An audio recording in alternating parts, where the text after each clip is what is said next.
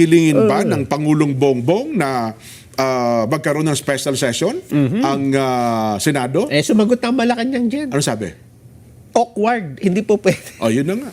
Kasi kapag ka nagpatawag siya, technically, parang tinatalikuran na ng Pangulong Bongbong ang kanyang naunang pahayag, naunang opinion na siya ay tutol sa impeachment. Ayun nga. Di ba?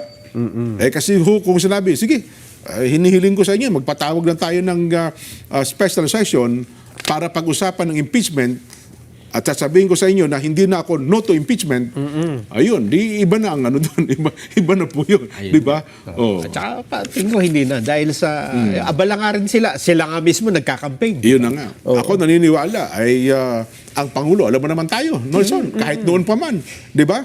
Ay naniniwala sa mga pahayag ng Pangulong Bongbong Marcos. Nung nga sinabi niyang gagawin niyang 20 pesos ang bigas Naniwala tayo. Naniwala. Alam mo naman tayo, noon pa man, Nelson diba? Senador pa lang ang Pangulong Bongbong at pro Bongbong na tayo Yun nga. Nung siya ngay natalo, di ba? Sa kanyang pagtakbo na Vice Presidente. Oo. Nung natulog siya isa tayo sa mga nalungkot Pangulo, ba't kayo natulog? Nung natulog kayo, nalagpasan ko ituloy ni Nanay Lenny. Di ba?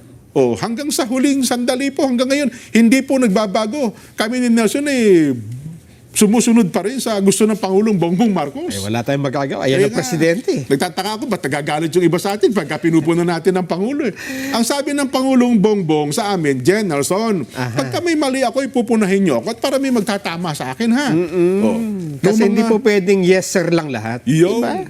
Noong mga panahon po na wala nang gusto makipagpanayam kay Pangulong Bongbong no siya tumatakbong presidente Nelson. Dito, hindi pa pala ito lamesa natin. Ipakita mo ngayong mga pictures na batang-bata pa kami kausap namin si Senador Bongbong Marcos. Di ba? Kaya ho huwag kayong magagalit sa amin. Kaya naman, ang iba tawag doon parang pinupuna, Nelson. Akala tayo ay anong tawag doon? Binabati ko siyang Pangulo. Hindi po, anong tawag doon? Constructive criticism ba tawag doon? At tayo naman, naniniwala, ang Pangulong Bongbong nakikinig sa atin kasi alam niya na ang sinasabi natin para sa kaibubuti niya. Di ba? Okay.